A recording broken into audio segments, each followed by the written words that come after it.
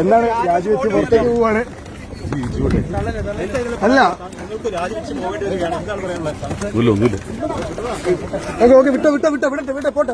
പോട്ടെ. കുറ്റാരോപിതരായ ആൾക്കാരുടെ കയ്യിൽ വീണ്ടും പോവാൻ വേണ്ടിയുള്ള ഒരു ശ്രമമാണ്. അതൊരു എജൻഡയായിരുന്നു. അൻസിബ എന്ന് പറഞ്ഞ കുട്ടി ലാസ്റ്റ് കയറി പറഞ്ഞ് എല്ലാവർക്കും കണ്ണു നിറയുന്ന പോലെയാണ് ആ കുട്ടിയുടെ കാര്യങ്ങൾ പറഞ്ഞത്. എനിക്ക് തോന്നുന്നു 32 വർഷത്തെ ചരിത്രത്തിൽ ആദ്യമായിട്ടായിരിക്കും അമ്മയിൽ ഇങ്ങനെ ഒരു സംഭവങ്ങൾ നടന്ന്. അങ്ങനെ അമ്മ ജനറൽ ബോഡി മീറ്റിംഗ് നിങ്ങളെല്ലാവരും കണ്ടു കാണുമല്ലോ. സകലമാന എണ്ണവും കൂട്ടമായിട്ട് രാജിവെച്ചിട്ടുണ്ട്. എന്തായാലും വളരെ നല്ല കാര്യമായിട്ട് എനിക്ക് തോന്നി. കാര്യം എന്ന് വെച്ച് കഴിഞ്ഞാൽ ഒരു അർഹതയും ഇല്ലാത്ത ആൾക്കാരാണ് ആ സ്ഥാനത്തൊക്കെ ചെന്നിരിക്കുന്നത്. ശ്വേതാ മേനോൻ ഒരു നല്ല ആക്ട്രസ് ആയിരിക്കും, പക്ഷേ ഒരു അമ്മ പ്രസിഡന്റ് എന്നുള്ള രീതിയിൽ ഇവർ വെറും ഒരു തോൽവിയാണ്, വെറും പരാജയമാണ്. ആ അൻസിബ എന്ന് പറയുന്ന ആ ഒരു പെൺകുട്ടിക്ക് ഇവരൊക്കെ ആ ഒരു സ്ഥാനത്തിരിക്കുന്ന സമയത്ത് എന്ത് നീതിയാണ് ഇവർ മേടിച്ചു കൊടുത്തത്? നത്തിങ് ടു ഡൂ വിത്ത് അമ്മ എന്നായിരുന്നു ശ്വേതാ മേനോൻ പറഞ്ഞിട്ടുണ്ടായിരുന്നത്. എന്തായാലും ഓരോന്നായിട്ട് നമുക്ക് വിശദമായിട്ട് കാണാം. ആദ്യമേ നമുക്ക് ടിനി ടോമിൻ്റെ ഓട്ടം കാണാം കേട്ടോ. ടിനി ടോമിന് ഒന്നും പ്രതികരിക്കാനില്ല. സ്റ്റേജിൻ്റെ ബാക്ക് സൈഡിൽ കൂടെ ഒക്കെ ഇറങ്ങി ഓടി എന്നുള്ള രീതിയിലൊക്കെയാണ് ആൾക്കാർ പറയുന്നത്. എന്തായാലും നമുക്ക് ടിനി ടോമിൻ്റെ വീഡിയോ കണ്ടിട്ട് തുടങ്ങാം. ടിനി ടോം ആയിരുന്നല്ലോ ഇതിൻ്റെ പ്രധാന വില്ലൻ. എന്താണ് രാജിവെച്ച് പുറത്തേക്ക് പോവാണ്? അല്ല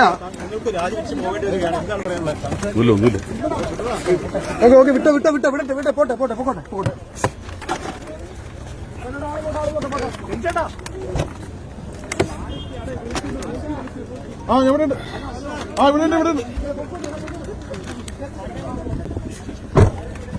ഒന്നും മിണ്ടാതെ, ഒരക്ഷരം പോലും മിണ്ടാതെ നൈസായിട്ട് ബാക്കിൽ കൂടെ ഇറങ്ങി അങ്ങ് മുങ്ങി. അതിൻ്റെ സൈഡിൽ നിന്ന് ആരോ പറയുന്നത് അങ്ങ് വിട്ടേക്ക് പൊക്കോട്ടെ. കോമഡി തന്നെ. എന്തോരം ബഹളമായിരുന്നു. ഇനിയെങ്കിലും ടിനി ടോമൊക്കെ മനസ്സിലാക്കി. നിൻ്റെയൊക്കെ ഒരു വിചാരമുണ്ട്, നാട്ടിലുള്ള സ്ത്രീകളെ പറ്റി എന്ത് തോന്നി വാസവും പറയാം. അതായത് നിന്നെക്കാട്ടി മുകളിൽ വേറെ ആരുമില്ല, നീയൊക്കെ വിചാരിക്കുന്ന കണക്കായിരിക്കും മലയാളം ഫിലിം ഇൻഡസ്ട്രി നടക്കുന്നതെന്നൊക്കെയുള്ളൊരു ചിന്താഗതി നിന്നെപ്പോലുള്ള കുറച്ച് ആൾക്കാർക്കുണ്ടായിരുന്നു. അത് ആ അഹങ്കാരം തീർന്നു കിട്ടിയല്ലേ. എന്തായാലും ഇപ്പം നിലവിൽ അമ്മയുടെ മെയിൻ സ്ഥാനത്തിരിക്കുന്ന ആൾക്കാർ എല്ലാവരും രാജിവെച്ച് ഇറങ്ങിയിരിക്കുകയാണ്. ശരിക്കും ഈ ഒരു സംഘടന തന്നെ എന്തിനാണെന്നാണ് ഞാൻ ആലോചിക്കുന്നത്. എല്ലാത്തിനും എടുത്ത് പുറത്താക്കണം, സംഘടന പിരിച്ചു വിടണം. ഒരു നാട്ടിന് ഒരു പ്രയോജനവും ഇല്ലാത്തൊരു സംഘടന. എന്തായാലും ഇനി ശ്വേതാ മേനോന് പറയാനുള്ളത് നമുക്കൊന്ന് കേൾക്കാം. ഞാനും എൻ്റെ കമ്മിറ്റിയും റിസൈൻ ചെയ്തിട്ടുണ്ട്. ഞാൻ പേഴ്സണലി ശ്വേതാ മേനോൻ എന്ന അമ്മ എന്ന മെമ്പർഷിപ്പ് ഞാൻ ഇവിടെ റിസൈൻ ചെയ്യാണ്. I have come out of AMMA organisation. AMMA organisation പണ്ട് കുറച്ച് സ്ത്രീകൾ പറഞ്ഞ പോലെ ഇന്ന് എനിക്കും തോന്നി കുറ്റാരോപിതരായ ആൾക്കാരുടെ കയ്യിൽ വീണ്ടും പോവാൻ വേണ്ടിയുള്ള ഒരു ശ്രമമാണ്. അതൊരു എജൻഡയായിരുന്നു.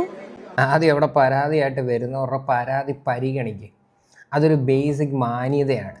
മനസ്സിലായില്ലേ? നിങ്ങൾ രാജിവെച്ചതിനകത്ത് ഇവിടെ സകലമാന ആൾക്കാർക്കും സന്തോഷം മാത്രമേ ഉള്ളൂ. നല്ലൊരു ഡിസിഷനാണ് നിങ്ങൾ എടുത്തത്. നമ്മളുടെ രജിസ്ട്രേഷൻ ഈ ഭാഗത്തായിരുന്നു, പക്ഷെ മിക്ക ആൾക്കാരും വലിച്ചിട്ട് അങ്ങോട്ട് കൊണ്ടുപോയിട്ട് അവിശ്വാസം പ്രമേയം സൈൻ ചെയ്യിപ്പിച്ചു. നമ്മൾക്ക് ഒന്നും പറയാതെ നമ്മളോട് ഒരു ആദ്യമേ ഒരു എന്താ പറയാ എജൻഡ വെച്ചിട്ട് നമ്മളെ പുറത്താക്കാൻ നോക്കി. അപ്പോ എനിക്കൊരു വ്യക്തിത്വമുണ്ട്, എനിക്ക് പറയാനുള്ള കാര്യം ഞാൻ തുറന്നു പറയും. യെസ്, നമ്മളുടെ സമിതിയില് ഒരു ട്രഷറർ ഒരു എബ്സ്കോണ്ടർ ആയിരുന്നു. He Rann away on 1st May. 1 തീയതി നമ്മളുടെ അമ്മ സംഘടനയുടെ സ്റ്റാഫ് റിസൈൻ ചെയ്ത്. അമ്മ സംഘടനയിൽ നടക്കുന്ന കള്ളത്തരങ്ങൾ ചോദ്യം ചെയ്യപ്പെട്ടപ്പോഴാണ് നിങ്ങളിപ്പം രാജിവെച്ചതായിക്കോട്ടെ, അല്ലെങ്കിൽ അൻസിബ എന്ന് പറയുന്ന ആ ഒരു പെൺകുട്ടിക്ക് എഗെയിൻസ്റ്റ് ആയിട്ട് നിങ്ങളെല്ലാവരും തിരിഞ്ഞതായിക്കോട്ടെ, ഇതിൻ്റെ സത്യം അങ്ങനെയാണ്. അതായത് ഇതിനകത്തുള്ള കള്ളത്തരങ്ങളെ പറ്റിയിട്ട് ആര് ചൂണ്ടിക്കാണിക്കുകയോ ആര് സംസാരിക്കാൻ ചെന്ന് കഴിഞ്ഞാലും അവരെ അടിച്ച് അങ്ങ് താക്കുന്ന പരിപാടിയാണ് ഇവരെല്ലാവരും കാണിച്ചുകൊണ്ടിരിക്കുന്നത്. അൻസിബയ്ക്ക് എന്ത് നീതിയാണ് കിട്ടിയത്? പോട്ടെ, നീന കുറുപ്പിൻ്റെ കേസ് എടുത്തു നോക്ക്. അവർ വ്യക്തമായിട്ട് ആ പരാതിയിൽ എഴുതി കൊടുത്തിട്ടുണ്ടായിരുന്നു. ടിനി ടോം എന്ന് പറയുന്ന ഒരുത്തൻ എന്തോരം തോന്നിവാസമാണ് അവരെ പറ്റി പറഞ്ഞതെന്ന്. പോരാത്തതിന് മതത്തെ വലിച്ചിടുന്നു, വർഗീയത സംസാരിക്കുന്നു. ഇതിനൊന്നും ആർക്കും പ്രശ്നമില്ല. ഇതിനെയൊക്കെ പറ്റിയിട്ട് ശ്വേതാ മേനോന് കമാന്നൊരു അക്ഷരം മിണ്ടണ്ട.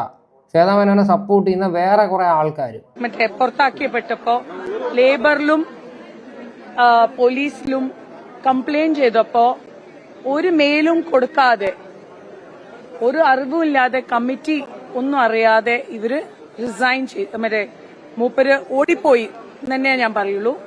അപ്പോ ഒരുപാട് നമുക്ക് കണക്ക് ചെയ്യാൻ പറ്റില്ല. പക്ഷേ വീണ്ടും ഞാൻ പറയാണ്, സെപ്റ്റംബർ 1 തൊട്ടുള്ള നമ്മൾ വന്നുള്ള കമ്മിറ്റീന്റെ എല്ലാം കണക്ക് കറക്റ്റാണ്.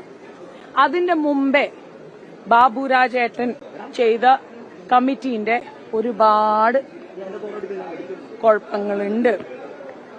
അത് ഇന്ന് വരെ ഞാൻ അമ്മ സംഘടനയുടെ കാര്യങ്ങൾ പുറത്തു പറയാത്തത് ഓൺലി ബിക്കോസ് അത് നമ്മളുടെ ഒരു ചെറിയ സംഘടനയാണ്. പക്ഷെ ഇന്ന് എനിക്ക് ഒരു റിലീഫ് എന്ന് പറയുന്നത്, ഇന്ന് ഞാൻ അമ്മ മെമ്പർ അല്ല.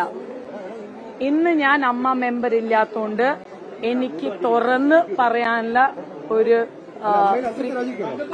അമ്മ രാജി വെച്ചു. ബാബുരാജിന്റെ പെടലിക്കോട്ട് ഇനി നൈസായിട്ട് കൊണ്ടുവന്നിടുവാണ്. ബാബുരാജ് ഈ വിഷയത്തിൽ വളരെ ക്ലിയർ ആയിട്ട് ഓരോ കാര്യം വന്ന് അവതരിപ്പിച്ചിട്ടുണ്ട്. എനിക്ക് അങ്ങനെ തോന്നുന്നു. ബാബുരാജിനെ കുറേ പേര് വന്ന് തെറി വിളിക്കുന്നുണ്ട്. പക്ഷേ ഈ വിഷയത്തിൽ ബാബുരാജ് എടുക്കുന്ന ഒരു നിലപാടിനകത്തോട്ട് 100% ഞാൻ യോജിക്കുന്നത്. ബാബുരാജ് ഒരു വാട്സാപ്പിൽ ഒരു സ്ക്രീൻഷോട്ട് കാണിക്കുന്നുണ്ട്. ഇവർ നമ്പർ മാറിപ്പോയി, അവിടുത്തെ കണക്ക് വിവരങ്ങൾ അമ്മയിൽ ഇപ്പോൾ 65-67 ലക്ഷം രൂപ എങ്ങാണ്ട് ഒരു സംഭവം ഉണ്ടല്ലോ, എന്തോ പറ്റിച്ചു കൊടുക്കുന്ന കണ്ട് പറയുന്ന സംഭവം, അത് ആൾ മാറിപ്പോയി ബാബുരാജിൻ്റെ ഫോണിനകത്തോട്ട് ഇവർ അയച്ചു കൊടുത്ത്.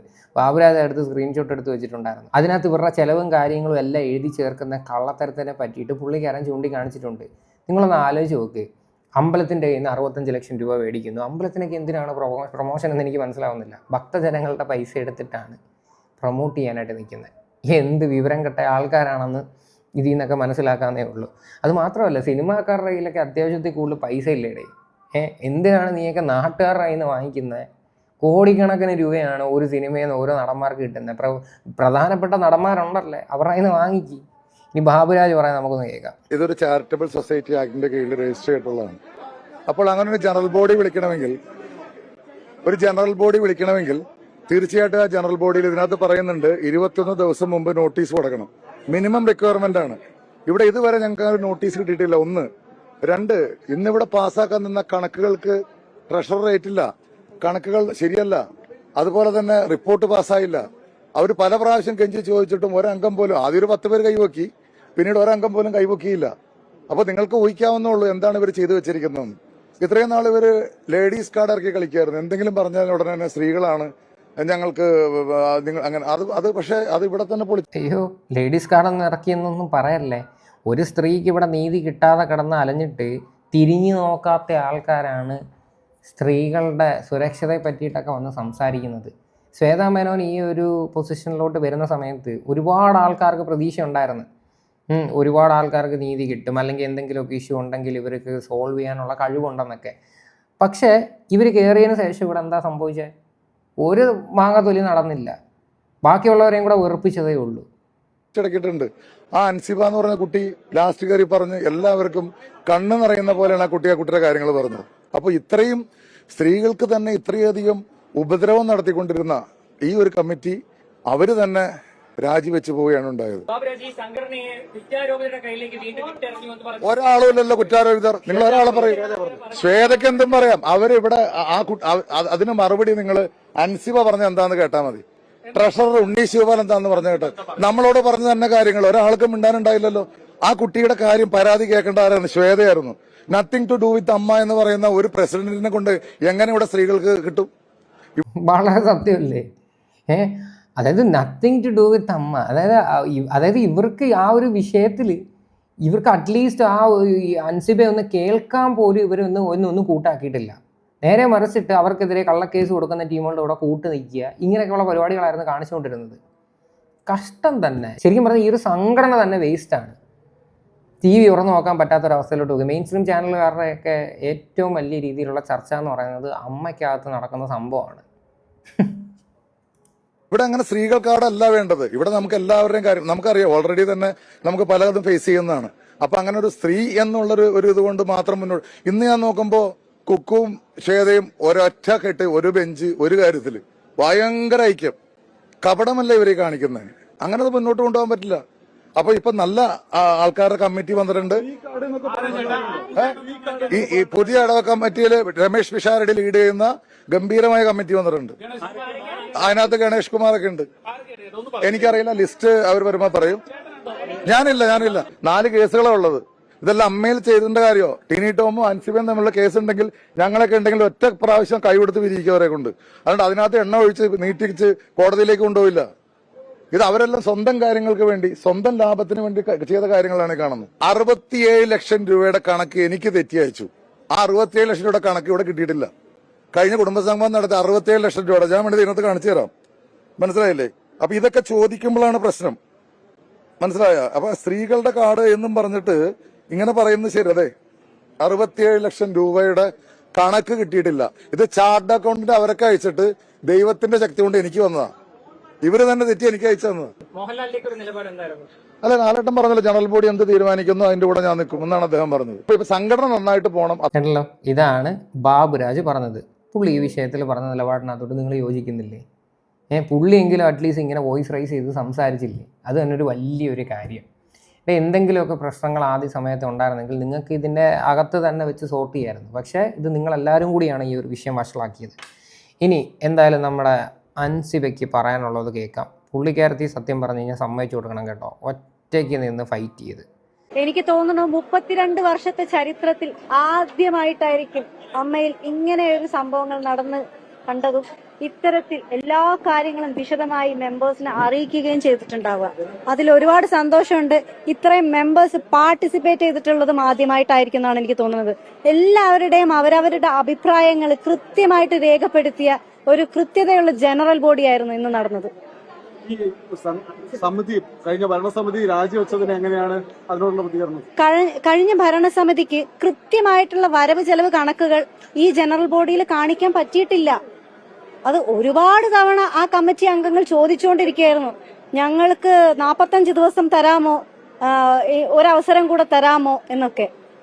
എന്ത് ബാലിശമായിട്ടുള്ള ചോദ്യങ്ങളായിരുന്നു അത്. പക്ഷെ ആ ബാലിശമായിട്ടുള്ള കേട്ടല്ലേ, ഇങ്ങനെയൊക്കെയുള്ള കാര്യങ്ങൾ ചോദ്യം ചെയ്യുമ്പോഴാണ് ഇവരുടെയൊക്കെ ഏറ്റവും വലിയ പ്രശ്നങ്ങൾ. അതായത് അവർ പിന്നെ അങ്ങ് മാറ്റി നിർത്തുക, ചീത്ത വിളിക്കുക, ടിനി ടോമിനെ ഇറക്കിയിട്ട് ഗുണ്ടായിസം കാണിക്കുക, ഇതൊക്കെയാണ് പരിപാടികൾ.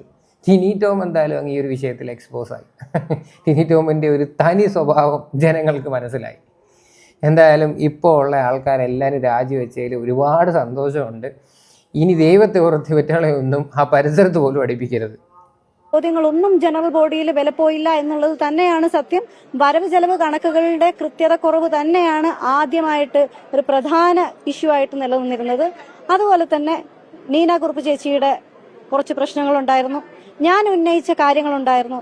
ഞാൻ ഉന്നയിച്ച എല്ലാ കാര്യങ്ങളും കൃത്യമായിട്ട് ഈ ജനറൽ ബോഡിയിൽ എനിക്ക് സംസാരിക്കാൻ പറ്റി. പക്ഷെ ഉച്ചയ്ക്ക് ശേഷമാണ് അവസരം കിട്ടിയത്.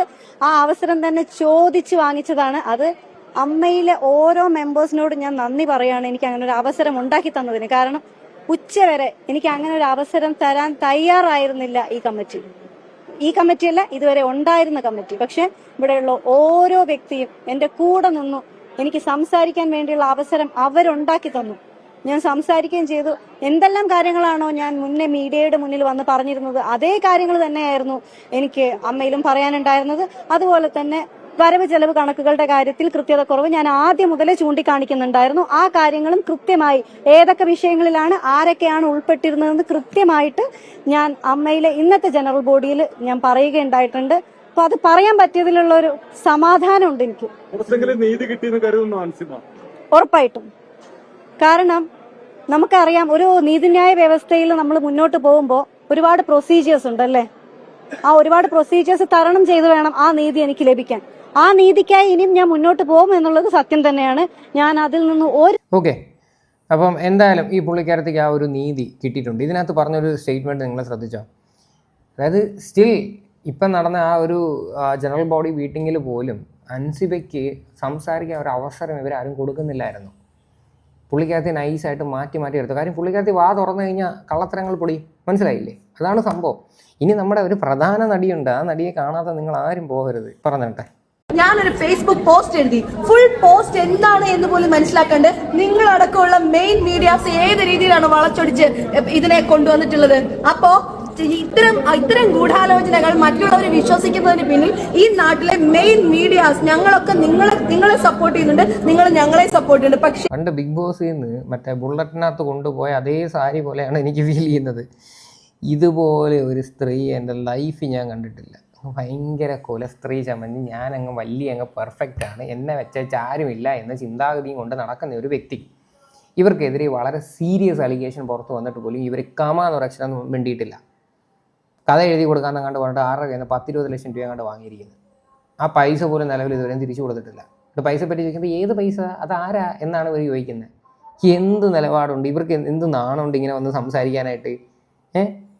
ശരിക്കും നല്ല രീതിയിൽ കൊണ്ടിട്ടുണ്ട്, മനസ്സിലായില്ലേ? അവർക്ക് മനസ്സിലായി കള്ളത്തരങ്ങളെല്ലാം പൊളിഞ്ഞ് ഇനി പിടിച്ചിരിക്കാൻ പറ്റത്തില്ലെന്ന്. എന്നിട്ട് ഇന്ന് രാവിലെ എങ്ങാണ്ട് ഈ അമ്മയുടെ വാട്സാപ്പ് ഗ്രൂപ്പുകളിലെങ്ങാണ്ട് എന്തോ മെസ്സേജ് ഇട്ടുന്നു, എന്തോ ഞാൻ മരിച്ചു കഴിഞ്ഞാൽ പോലും ആരും റീത്തുമായിട്ട് പോലും വരരുതെന്ന്. ഇതുപോലെ ഒരു കോമഡി കഥാപാത്രം. എന്തായാലും നീന കുറുപ്പിന് എന്താണ് ലക്ഷ്മി പ്രിയയെ പറ്റി പറയാനുള്ളത് ഞാൻ നിങ്ങളെ കേൾപ്പിക്കാം. എനിക്ക് എന്താണെങ്കിലും സന്തോഷമായി. കാരണം ഇപ്പോഴാണ് സത്യത്തിൽ എനിക്ക് പുറത്താക്കേണ്ടതായിരുന്നു, പക്ഷേ ബാക്കി അതിനെക്കാട്ടി ഇമ്പോർട്ടന്റ് വിഷയങ്ങൾ നമുക്ക് സംസാരിക്കാൻ ഉണ്ടായത് കൊണ്ടാണ് ഇത്ര ഡിലേ ആയത്. പക്ഷേ ബുദ്ധി ഉപയോഗിച്ച് അവൾക്ക് തന്നെ മനസ്സിലായി എന്തായിരിക്കും അവർക്ക് കിട്ടാൻ പോകുന്ന പണിഷ്മെന്റ്, അതുകൊണ്ട് അവൾ രാജിവെച്ചു. നിങ്ങളൊക്കെ തന്നെ പറഞ്ഞു കേട്ടിട്ടില്ലേ? ഇത്രയ്ക്ക് നിങ്ങളൊക്കെ തന്നെ ഷെയർ ചെയ്തിട്ടുള്ള ഇഷ്ടം പോലെ വിധത്തില്. എനിക്ക് ആ പേര് പോലും പറയാൻ ഇഷ്ടമല്ല. എനിക്ക് അത്രയ്ക്ക് ട്രോമ ഉണ്ടാക്കിയ രീതിയാണ്. ഞാൻ 39 years ആയി ഈ ഇൻഡസ്ട്രിയിൽ. നിങ്ങൾ ആരെങ്കിലും എന്നെ കുറിച്ച് എന്തെങ്കിലും മോശമായിട്ട് എഴുതാൻ നിങ്ങൾക്കൊരു അവസരം ഞാൻ തന്നിട്ടുണ്ടോ? ഞാൻ എവിടെയെങ്കിലും എന്തെങ്കിലും മോശമായി പറഞ്ഞിട്ടുണ്ടോ? എന്നിട്ടാണ് എന്നെ കുറിച്ച് പറഞ്ഞത്. ഇനി ഞാൻ ഇത്രയും കൂടി പറയുന്നത്. ഇതാണ് സംഭവം. എന്തായാലും എല്ലാവർക്കും ഭയങ്കര സന്തോഷമായി. ഇപ്പോൾ ലക്ഷ്മിപ്രിയ കുറച്ചും കൂടെ നല്ലോണം കരഞ്ഞുകൊണ്ട് നടന്നു. ഒരു കാര്യവുമില്ല. കള്ളക്കേസൊക്കെ നാട്ടുകാരുടെ പേരിലൊക്കെ കൊണ്ടുവന്ന് കൊടുക്കുമ്പോൾ ആലോചിക്കണം ഇതൊക്കെ തിരിച്ച് കിട്ടുമെന്ന്. എന്തായാലും ഇത്രയാണ് അമ്മ സംഘടനയിൽ നടക്കുന്ന വിഷയങ്ങൾ. എന്തായാലും ഇതിനെക്കുറിച്ച് നിങ്ങളുടെയൊക്കെ അഭിപ്രായങ്ങൾ എന്താണെന്ന് വെച്ചാൽ നിങ്ങൾ തീർച്ചയായിട്ടും കമൻറ്റ് ചെയ്യുക.